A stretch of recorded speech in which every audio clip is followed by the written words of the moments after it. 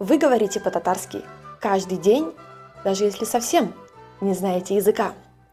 Да-да, то самое «айда», звучащее в каждом дворе России, на самом деле наше родное татарское «эйде».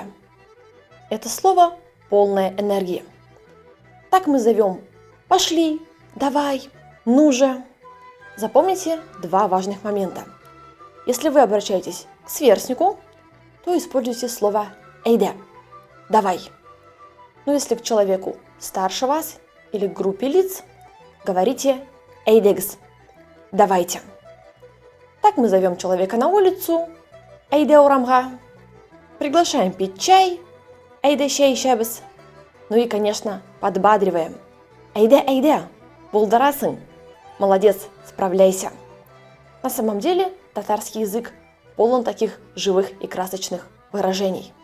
Если вы хотите осваивать его быстро, а главное эффективно, мой видеокурс для начинающих «Татарский язык с нуля» отлично подходит для вас. Вы занимаетесь по нему дома самостоятельно всего 5 минут в день и ставите базу татарского языка. Для всех продолжающих и продвинутых приглашаю наш языковой клуб. Вся информация, как всегда, в комментариях.